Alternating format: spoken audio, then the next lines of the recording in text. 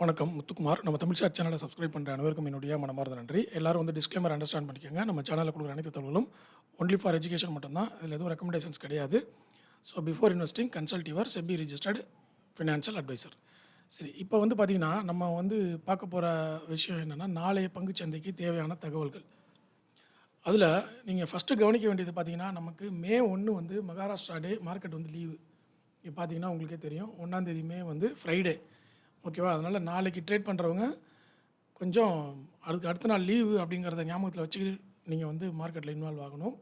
Okay, அதுக்கு அடுத்தது பார்த்திங்கன்னா, நம்ம கவனிக்க வேண்டிய விஷயங்களில் கொஞ்சம் ப்ரைஸ் பேண்டெல்லாம் வந்து சேஞ்சஸ் நடந்திருக்கு. அந்த நிறுவனங்கள் எல்லாத்தையும் இப்போ நம்ம பார்த்துருவோம். இதில் பாருங்கள், 10 to 5% யூனிமெக் ஏரோஸ்பேஸ் மேனுஃபேக்சரிங் வந்து ப்ரைஸ் பேண்டு ரெடியூஸ் பண்ணியிருக்காங்க. அடுத்தது நோ பேண்டிலிருந்து 20% பேண்டுக்குள்ளே வந்து ஹட்கோ வந்திருக்கு, பைரமல் ஃபார்மா வந்திருக்கு, டாடா டெக்னாலஜிஸ் வந்திருக்கு, டோரண்ட் பவர் வந்திருக்கு. இந்த 20% சர்க்யூட் லிமிட் ஸ்டாக்ஸ் எல்லாமே வந்து நம்ம ரிவர்சல் ஏதாவது வருதா டெக்னிக்கலில் அப்படின்றத கன்ஃபார்மாக வந்து நம்ம பார்த்து வச்சுக்கணும். ஏன்னா இப்போ ட்ரேடு பண்ணுறீங்க அப்படின்னா, இல்லை வந்து ஸ்விங் பண்ணுறீங்க, ஒரு ஒரு பொசிஷனல் வந்து பண்ணுறீங்க, நம்ம வாங்கிட்டு ஒரு 10 நாளைக்கு அப்புறம் விற்றுக்கலாம், அந்த மாதிரிலாம் பண்ணுறவங்க வந்து இந்த மாதிரி ப்ரைஸ் பேண்ட் டேட்டாவை கம்பல்சரி பார்த்துடணும். ஓகேவா? ப்ரைஸ் பேண்டில் வந்து 20% இருக்குன்னா அதில் எப்போ ரிவர்சல் வருதுன்னு பார்த்துட்டே இருக்கணும். ஏன்னா ஒரே நாள் தான் ஒரு ஒரு ஸ்டாக் பார்த்தீங்கன்னா ஒரு 30 நாளைக்கு ஒன்றுமே ஏறி இருக்காது. அந்த வாலட்டிலிட்டி எல்லாம் சேர்த்து ஒரு நாள் ஒரு மாதம் வந்து நேரோ ரேஞ்சில் வந்து அன்றைக்கி பிரேக் அவுட் ஆகி அது 20% வரைக்கும் கொண்டு போயிடும். ஓகேவா? அந்த ஒன் டேக்காக நம்ம ஒரு 30 நாள் 40 நாள் வெயிட் பண்ணலாம். ஏன் 3 மாதம் கூட வெயிட் பண்ணலாம். ஓகேவா? நீங்கள் எந்த ஸ்டாக்கை பார்த்தாலும் மேக்ஸிமம் இந்த மாதிரி ஒரு ரியாக்ஷன் வந்து அதில் இருக்கும். அதனால தான் இந்த ஸ்டாக்ஸ்லாம் வந்து நம்ம நோட் பண்ணி வச்சுக்கணும். ஹட்கோ, பிரமல் ஃபார்மாடெக், டாடா டெக்னாலஜிஸ் எல்லாத்தையுமே. அதுக்கப்புறம் பார்த்திங்கன்னா, நியூஸ் அப்படின்னு பார்த்திங்கன்னா, முக்கியமான நியூஸ் வந்து நான் சில நியூஸ் மட்டும் சொல்லிடுறேன். இந்த ஆர்விஎன்எல் பார்த்திங்கன்னா 39 கோடிக்கு வந்து ஆர்டர் எடுத்துருக்குறாங்க என்எம்டிசியில். இது வந்து ஆர்விஎன்எலுக்கு ஒரு பாசிட்டிவ். ரயில்வே ஸ்டாக்ஸ் எல்லாமே ஒரு பீக்கை தொட்டுட்டு இறங்கியிருக்கு. ஓகேவா? ஆனால் பீக்கில் யாரெல்லாம் இன்வெஸ்ட்மெண்ட் பண்ணாங்களோ அவங்க எல்லாருக்குமே ரயில்வே ஸ்டாக் இப்போ வரைக்கும் நெகட்டிவில் தான் இருக்கும். ஆனால் இப்போ புதுசாக இன்வெஸ்ட்மெண்ட் பண்ணுறவங்களுக்கு ரயில்வே ஸ்டாக்ஸ் எல்லாமே வந்து ஓரளவுக்கு வந்து நல்ல ஒரு வேல்யூஷனில் தான் இருக்குது. அதே மாதிரி ரத்னவீர் ப்ரெசிஷன் பார்த்திங்கன்னா 330 கோடிக்கு வந்து ஃபண்ட் ரைஸ் பண்ண போகிறாங்க. ஸோ இது வந்து நம்ம நோட் பண்ணிக்கணும். அடுத்தது பட்டர்ஃப்ளை காந்திமதி அப்ளையன்சஸ். இது பாருங்கள், அரபு எமிரேட்ஸ் திராமில் வந்து 31,666 திராம் வந்து இன்ஜூரி கேஸுக்கு லேபிலிட்டியாக கொடுத்துட்டாங்க அபுதாபி கோர்ட்டில். ஓகேவா? ஸோ இது வந்து இந்த பட்டர்ஃப்ளை காந்திமதி அப்ளையன்சஸ்க்கு பெரிய நெகட்டிவ் தான் இது. அடுத்தது பிசி ஜுவல்லரி வந்து 1 இயருக்கான கோல்டு மைனிங் லைசன்ஸ் வந்து கிடச்சிருக்கு. ஸோ பிசி ஜுவல்லரி ரொம்ப நாளைக்கு அப்புறம், ஓகே, ஒரு பெரிய பிரச்சனையில் மாட்டுச்சு இல்லையா நீரவ், அதுக்கப்புறம் பார்த்திங்கன்னா இப்போது அந்த ஸ்டாக் வந்து கொஞ்சம் கொஞ்சமாக பாசிட்டிவ் நியூஸ் வர ஆரம்பிச்சிருக்கு. ஸோ வெயிட் பண்ணி பார்க்கணும். ஓகே, கொஞ்சம் ப்ரீத் பண்ணலாம் அந்த ஸ்டாக்கில் எல்லோரும் அப்படின்ற மாதிரி தெரியுது. அடுத்தது குவெஸ்கார்ப் வந்து இன்கம் டேக்ஸ் ரீஃபண்ட் 42 crore வந்து வந்திருக்கு. ஸோ அப்போது அடுத்து வரக்கூடிய குவார்ட்டர்லி ரிசல்ட்டில் இந்த 42 crore இன்க்ளூட் ஆகி தான் வரும். அப்போ குவெஸ்கார்ப் வச்சுருக்கிறவங்க என்ன பண்ணுவாங்கன்னா, உடனே போய்ட்டு அந்த ஸ்டாக்குடைய ஃபண்டமெண்டல் டேட்டா, குவார்ட்டர்லி ரிசல்ட்டில் போன தடவை என்ன கொடுத்துருக்காங்க, இந்த தடவை என்ன கொடுத்துருக்காங்க, அது கூட சேர்த்து இந்த 42 crore நீங்கள் ஆட் பண்ணிக்கணும். ஓகே, அப்போ அது வந்து ஒரு பெரிய மாற்றத்தை வந்து அந்த குவார்ட்டர்லி ரிசல்ட்டில் ஏற்படுத்தும். அடுத்தது பிஹெச்எல் பார்த்திங்கன்னா பாய்லர் மேனுஃபேக்சரிங்லேருந்து ஃபேப்ரிகேஷன் ஒர்க் எல்லாம் பண்ணிகிட்டு இருந்தவங்க, பாய்லர்லாம் பண்ணிகிட்டு இருந்தவங்க, இப்போ அப்படியே அவங்களுடைய இன்வால்வ்மெண்ட் வந்து டிஃபென்ஸில் கொஞ்சம் கம்மியாக இருந்தது, இப்போ அதிகப்படுத்திக்கிட்டே வர்றாங்க. பிஹெச்எல் டிஃபென்ஸில் வந்து அதிகமாகிட்டே வருது. ஆனால் கிட்டத்தட்ட இந்தியாவில் இருக்கக்கூடிய நிறுவனங்கள்லேயே அதிகபட்சமான ஆர்டர் இருக்கக்கூடிய ஒரே நிறுவனம் பிஹெச்எல்ன்ற அளவில் வந்துருச்சு. அதிகபட்ச ஆர்டர் எவ்வளோ வச்சுருக்காங்க லிஸ்ட்டு போட்டிங்கன்னா அதில் ஹையஸ்ட் ஆர்டர் லிஸ்ட்டில் பிஹெச்எல் இருக்குது. அந்த ஆர்டர் இப்போ எக்ஸிக்யூஷன் பண்ணுறதுக்கு தான் இப்போ வெயிட்டிங்கில் இருக்குது. எக்ஸிக்யூஷன் அப்படியே ஸ்லைட்டாக ஒரு 20% ஸ்டார்ட் பண்ணாங்கன்னா பிஹெச்எல் இப்போ இருக்கிற ப்ரைஸ்லேருந்து எங்கே போகணுன்னு நமக்கு தெரியும். அந்த அளவில் வந்து பிஹெச்எல் ஆர்டரை கையில் வச்சுக்கிட்டு இருக்காங்க. இப்போ அந்த டிஃபென்ஸ்லாம் வந்து இன்னும் ஃபாஸ்ட்டாக மூவ் ஆகக்கூடிய ஒரு விஷயம். அடுத்து கியூபிட் வந்து கொஞ்ச நாள் நல்ல அடிக்கடி நியூஸில் வந்துக்கிட்டே இருந்தது. நிறைய யூடியூபர்ஸ் அதை பற்றி பேசிக்கிட்டே இருப்பாங்க. ஓகேவா? கொஞ்சம் கேர்ஃபுல்லாக இருங்க. செபியில் வந்து ஆக்சுவலாக அவங்க இப்போது செபியில் வந்து அவங்க வார்னிங் லெட்டர் கிடச்சிருக்கிறது வந்து ப்ரிஃபரன்ஷியல் இஷ்யூஸ் தான் கிடச்சிருக்கு. இருந்தாலும் இந்த மாதிரி நடக்கும்போது கொஞ்சம் கேர்ஃபுல்லாக இருக்கணும் நம்ம. அடுத்தது உஜுவான் ஸ்மால் ஃபைனான்ஸ் பேங்க் வந்து QIP மூலயமா ஃபண்ட் ரைஸ் பண்ண போகிறதா வந்து போட்டிருக்கிறாங்க. ஸோ ஸ்மால் ஃபைனான்ஸ் பேங்க் அப்படின்றப்போ நம்ம கொஞ்சம் கேர்ஃபுல்லாக தாங்க இருக்கணும். ஓகேவா? இந்தியாவில் வந்து இப்போ எல்லாமே க்ரோ ஆகிட்டு வருது. ஸ்மால் ஃபைனான்ஸ் பேங்க் எல்லாமே க்ரோ ஆகிட்டு தான் வருது. ஆனால் ஒரு பெரிய மொத்த இன்வெஸ்ட்மெண்ட்ஸையும் வந்து ஸ்மால் ஃபைனான்ஸ்குள்ளேயே கொண்டு போகிறது வந்து எனக்கு என்னவோ சரியாக படலை. ஓகே, அதனால் நம்ம அந்த இடத்துல கொஞ்சம் கேர்ஃபுல்லாக இருக்கணும். அடுத்தது ஒரு கம்பெனி மட்டும் லிஸ்டிங். இப்போல்லாம் ஐபிஓ பற்றி யாராவது பேசுகிறாங்களா பார்த்தீங்களா?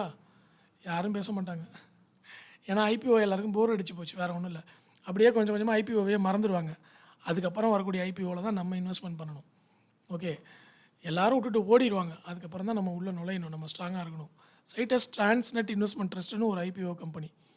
ஓகேவா? இது வந்து லிஸ்ட் பண்ணியிருக்காங்க. இதனுடைய டேட்டா வந்து நம்ம போய் பார்க்கலாம், பொறுமையாக போய் பார்க்கலாம். அதுக்கப்புறம் result data. Okay, result data பார்க்குறதுக்கு முன்னாடி நம்ம நாளைய பங்குச்சந்தைக்கு தேவையான முக்கியமான தகவலை பார்த்துட்டு அப்புறம் ரிசல்ட்டை பார்ப்போம். கிஃப்ட் நிஃப்டி வந்து இப்போ வரைக்கும் 62 புள்ளிகள் மைனஸில் இருக்குது. 24,193 இருக்குது. ஆனால் நம்மளுடைய ஃபியூச்சர்ஸ் பார்த்திங்கன்னா நமக்கு வந்து இதை விட ஒரு 50 புள்ளி அதிகமாக இருக்குது. அதனால் 62 புள்ளிகள் நெகட்டிவ்னு நமக்கு கிஃப்ட் நிஃப்டியில் காமிக்குது. இது நோட் பண்ணி வச்சுக்கணும். பாசிட்டிவாக இல்லை இப்போ வரைக்கும். யூரோப்பியன் மார்க்கெட்டில் FTSE 1.25% down. Dow Jones US market எல்லாமே வந்து மிக்ஸ்டு மார்க்கெட்டாக இருக்குது. பெரிய அளவில் பாசிட்டிவாக இல்லை. ஓகேவா? ஆனால் நம்ம என்னத்தை கவனிக்கணும்? கிஃப்ட் நிஃப்டியை தான் முக்கியமாக கவனிக்கணும். ஓகேவா? 62 புள்ளி மைனஸில் இருக்குங்கிறத. அதே மாதிரி எஃப்ஐஐ டேட்டா வந்து நம்ம போய் பார்க்கணும். எஃப்ஐஐ டேட்டாவை பொறுத்தளவில்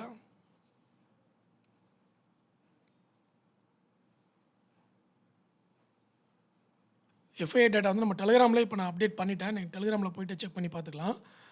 நம்ம டெலிகிராம் லிங்க் வந்து டிஸ்கிரிப்ஷனில் கொடுத்துருக்கேன். ஃப்ரீயாக தான் அந்த டெலிகிராமில் வந்து எல்லா அப்டேட்ஸும் கிடச்சிட்டு இருக்குது. ஸோ அதனால் எல்லாருமே ஜாயின் பண்ணிக்கோங்க. ஓகே, அதுக்கப்புறம் வந்து நம்மளுடைய டிமேட் அக்கௌண்ட் ஓப்பனிங்கான ரெஃபரல் லிங்க் வந்து டிஸ்கிரிப்ஷன்லேயும் கமெண்ட்லேயும் கொடுத்துருக்கேன். ஸோ டிமேட் அக்கௌண்ட் ஓப்பன் பண்ணாதவங்க யாராவது இருக்கீங்க, இல்லை உங்கள் ரிலேட்டிவ்ஸ்க்கோ ஃப்ரெண்ட்ஸ்க்கோ இல்லை உங்கள் ட்ரேடிங் குரூப்பில் யாருக்காவது ஓப்பன் பண்ணணும்னா என்னுடைய ரெஃபரல் லிங்கை வந்து நீங்கள் ஷேர் பண்ணி அக்கௌண்ட் ஓப்பன் பண்ண சொல்லலாம். ஓகே, என்னோடய ரெஃபரல் லிங்கை மென்ஷன் பண்ணியிருக்கேன். ஸோ எஃப்ஐஐயை பொறுத்தளவில் 2,468 கோடிக்கு வந்து செல்லிங்கில் தான் இருக்காங்க. டிஐஐ 2,262 கோடிக்கு பையிங்கில் இருக்குது. ஓகே, ஸோ அப்படி பார்க்கும்பொழுது இருங்க, நான் டெலிகிராமை கூட உங்களுக்கு காமிக்கிறேன். இப்போ தெரியுதுங்களா டெலிகிராம் டேட்டா?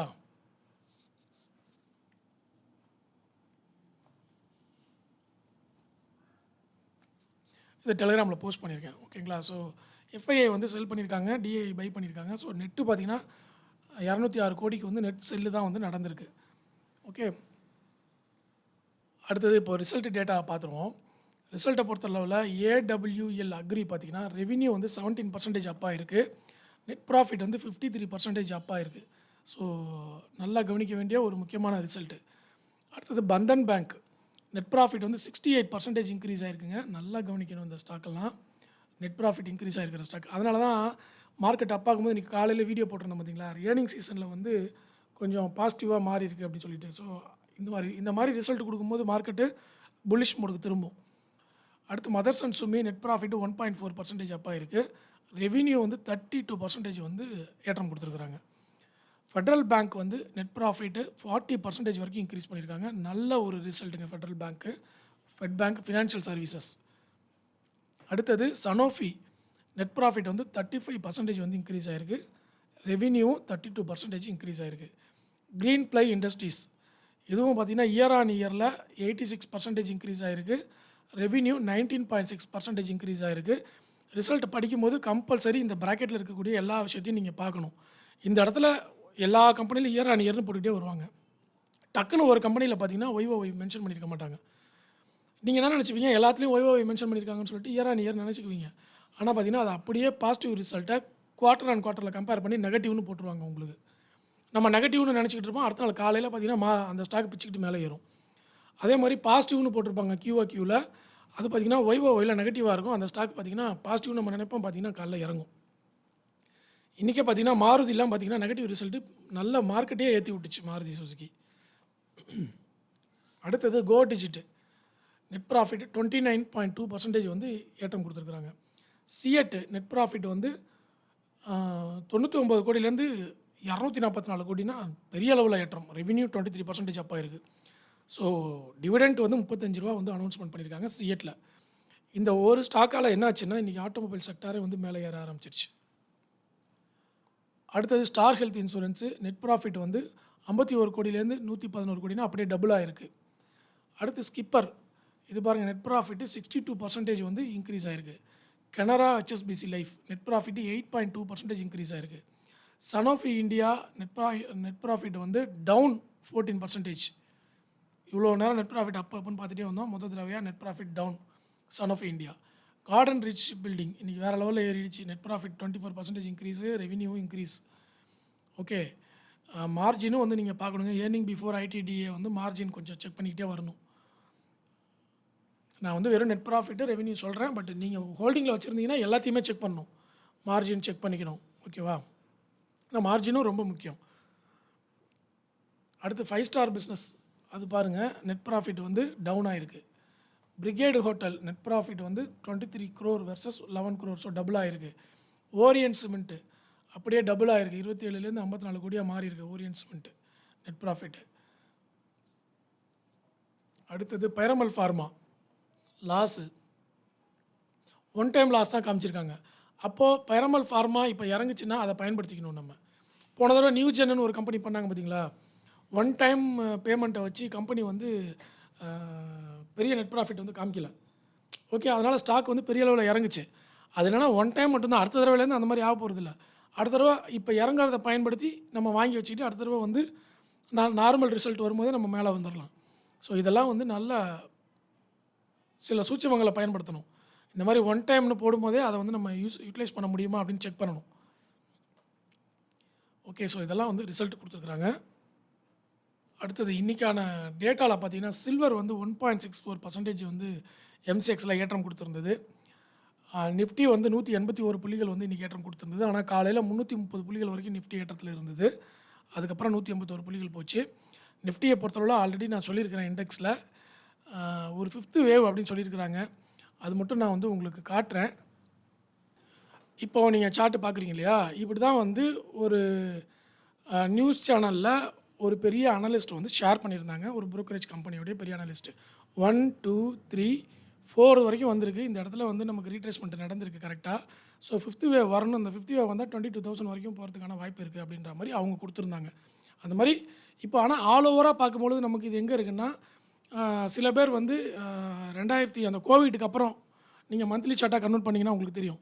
அதில் இருக்கக்கூடிய அந்த வேவை பார்க்கும்பொழுது இன்னும் 5th வேவ் முடியலை அப்படின்னு சில பேர் சொல்லியிருக்காங்க. இதோட 5th வேவ் இல்லை, அந்த கோவிட்லேருந்து பார்க்கும்பொழுது மேக்ரோ டேட்டாவில் பார்க்கும்பொழுது மந்த்லி சார்ட்டாக கன்வெர்ட் பண்ணிங்கன்னா 5th வேவ் இன்னும் வரலன்னு சில பேர் சொல்கிறாங்க. சில பேர் 5th வேவ் வந்துருச்சு அப்படின்னு சொல்கிறாங்க. ஆனால் எனக்கு தெரிஞ்சு அதில் 5th வேவ் வந்த மாதிரி தெரியலை. ஸோ வெயிட் பண்ணி தான் பார்க்கணும். ஓகே, பட்டு கரெக்ஷன் வந்துச்சுன்னா நல்லாயிருக்கும். அதுதான் எல்லாரோட எக்ஸ்பெக்டேஷனு. அடுத்தது கோல்டு பீஸில் பொறுத்தளவில் கோல்டு பீஸும் சரி, சில்வர் பீஸும் வந்து ஏறவே இல்லை. ஓகே, மற்றபடி எம்சிஎக்ஸில் ஏறி இருக்குது. அதோட ரிஃப்ளெக்ஷன் நாளைக்கு வரும் அப்படின்னு எக்ஸ்பெக்டேஷன் இருக்குது. அடுத்தது செக்டார் அப்படின்னு பார்த்தீங்கன்னா எஃப்எம்சிஜி செக்டார் இன்றைக்கி 1.75% ஏற்றம். ரியாலிட்டி செக்டார் 1.4% ஏற்றம் கொடுத்துருந்தாங்க. Auto sector 1.1%, defence 1%, construction 1%. ஏறாத செக்டார்னு பார்த்தீங்கன்னா இது பாருங்கள், மீடியா ஏறலை, பிஎஸ்யூ பேங்க் ஏறலை, பப்ளிக் செக்டார் ஏறலை, சிஎன்எக்ஸ் ஃபினான்ஸ் ஏறலை, எனர்ஜி ஏறலை. ஓகே, மற்ற செக்டார்லாம் வந்து ஓரளவுக்கு ஏற்றம் கொடுத்துருந்தாங்க. டோட்டல் மார்க்கெட்டில் வந்து இன்றைக்கி நல்ல ஏற்றம் கொடுத்த ஸ்டாக்ஸில் பார்த்தீங்கன்னா சஃபைரு, தேவயானி, க்ரீன் ப்ளை, பந்தன் பேங்க்கு, ஐகேஐஓ, கோட்ரேஜ், காட்ஃப்ரே பிலிப்ஸு இதெல்லாம் வந்து நல்ல ஏற்றம் கொடுத்துருந்தாங்க. ஓகே, இதெல்லாம் வந்து இப்போது மேட்ரு என்னென்னா என்எஸ்சி வெப்சைட்ஸ்லேயே எல்லாத்தையுமே வந்து டீட்டெயிலாக கொடுக்க ஆரம்பிச்சிட்டாங்க. நம்ம வேறு வெப்சைட்டுக்கே போகணுன்னு அவசியம் இல்லை. இன்னும் கொஞ்சம் அவங்க எல்லாத்தையும் கொடுக்க ஆரம்பிச்சிட்டாங்கன்னா நல்லாயிருக்கும். சார்ட்டெல்லாம் என்எஸ்சி வெப்சைட்ஸில் ரொம்ப நல்லா கொடுக்க ஆரம்பிச்சிட்டாங்க டேட்டா. அடுத்த முக்கியமான டேட்டா பாருங்கள், ஃபெட் மீட்டிங் இன்றைக்கி. ஸோ அதனோட இம்பேக்ட் கன்ஃபார்மாக இருக்கும் மார்க்கெட்டில். கண்டிப்பாக வாலட்டிலிட்டி எதிர்பார்க்கலாம். ஃபெட் மீட்டிங்கை வச்சுட்டு காலையில் வந்து நீங்கள் நம்ம மார்க்கெட்டுக்கு முன்னாடி என்ன நடக்குதுன்றதை பார்த்துட்டு ரொம்ப நாளாக ட்ரேட் பண்ணாமல் இருந்தவங்களுக்குலாம் வந்து ஒரு ட்ரேடிங் ஆப்பர்ச்சுனிட்டி வந்து ஸ்டார்ட் ஆகும். ஓகே, அதனால் அதை பயன்படுத்திக்கிறதுக்கு நம்ம வந்து தயாராக இருக்கணும். நீங்கள் ட்ரேடராக இருந்தால் இல்லைனா ஒன்றும் கிடையாதுங்க. நீங்கள் ட்ரேடராகவே ஆக வேணாம் என்னை பொறுத்த வரைக்கும். இப்போ எனக்கெல்லாம் ட்ரேடிங் பண்ணுறதுக்கே மேக்ஸிமம் டைம் சில நேரம் வந்து உட்காந்துக்கிட்டே இருக்க முடியாது. அப்போ என்ன பண்ணலாம் அப்படின்னு பார்த்தீங்கன்னா, இப்போ 45 இயர்ஸ்லாம் ஆகிடுச்சுன்னா உங்களால் சிஸ்டம் முன்னாடி உட்காந்துட்டே இருக்க முடியாது. நீங்கள் பொசிஷன்லேயே போங்க. எல்லாத்தையுமே வந்து இப்போ ஸ்விங் ட்ரேடிங்கே பண்ணுங்கள். வாங்கி வச்சுக்கோங்க, ஏறுனா விற்றுக்கோங்க, ஏறலையா அப்படியே வெயிட் பண்ணுங்கள். அது அசட்டு தான், அது பாட்டுக்கு இருந்துட்டு போட்டோம். தங்கம், வெள்ளி மாரி கையில மோதிரம் போட்ட மாரி அது பாட்டுக்கு இருந்துட்டு போட்டும். ஓகே ஏறி இருக்கு, உங்களுக்கு அந்த நேரத்தில பணம் தேவை அப்படின்னா, அப்போ மட்டும் வித்து லாபத்த எடுத்துக்கங்க. அந்த மாரி பண்ணிக்கிட்டு வாங்க. ஏன்னா ஒரு ஸ்டாக்குமே 2 மாசத்துக்கு 3 மாசத்துக்கு ஒரு தடவ 10% 20% ஒரு ஏற்றத்த வந்து குடுக்குது. ஸோ அடுத்தது பார்த்தீங்கன்னா, இன்னைக்கு 50 டு வீக் ஹையில பார்த்தீங்கன்னா, பந்தன் பேங்க்கு, ஆ Emcure, RBL bank, Chennai petro, GE shipping, Himadri specialty, Jammu Kashmir bank. Jammu Kashmir bank வந்து நேரோ ரேஞ்சில இருக்கிற ஸ்டாக்கு. இந்த வருஷம் மிகப்பெரிய வாலட்டிலிட்டிய குடுத்தாகணும் அப்படின்ற மாரியான ஒரு நேரோ ரேஞ்சு. ஓகேவா? ஆ அடுத்தது வந்து அந்த லிஸ்ட்ல வந்திருக்கு. அதனால சொல்றேன். நேரோ ரேஞ்சு நீங்க போட்டு பார்த்தீங்கன்னா தெரியும். மந்த்லி கேண்டலா போட்டு பார்த்தீங்கன்னா.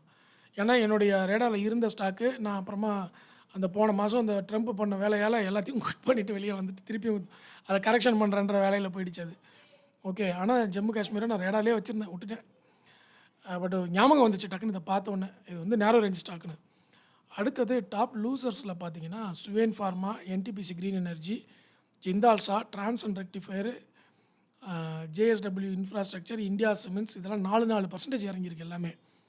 50 டு வீக் ஹையில பார்த்தீங்கன்னா, பந்தன் பேங்க் வந்துருச்சு, ஆர்பிஎல் பேங்க் வந்துருச்சு, சென்னை பெட்ரோ வந்துருச்சு, ஜிஇ ஷிப்பிங். இப்போ வந்து 50 டு வீக் ஹையில இருக்கிற ஸ்டாக் எல்லாத்தையும் நீங்க கண்டிப்பா செக் பண்ணணும். யாரெல்லாம் ரெசிஸ்டன்ஸ பிரேக் அவுட் பண்றாங்க அப்படின்றத பார்க்கணும். 50 டு வீக் ஹை ஸ்டாக்கு ரொம்ப ரொம்ப முக்கியம். ஓகே.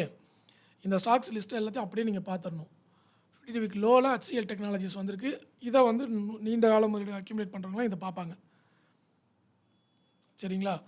ஸோ அது இல்லாம இன்னும் நமக்கு என்ன இருக்கு? இந்தியன் பேங்க் வந்து டிவிடெண்ட் ஃபைனல் டிவிடெண்ட் அனௌன்ஸ்மென்ட் உண்டு. வேதாந்தா வேற இருக்கு. அதானி பவர், பஜாஜ் ஃபினான்ஸ் எல்லாமே இன்னைக்கு இருக்கு. Audited result. ஃபைனல் டிவிடெண்ட்டும் அனௌன்ஸ்மென்ட் பண்ணுவாங்க. நாளைக்கு இந்நேரம் நெறைய குடுத்துருப்பாங்க.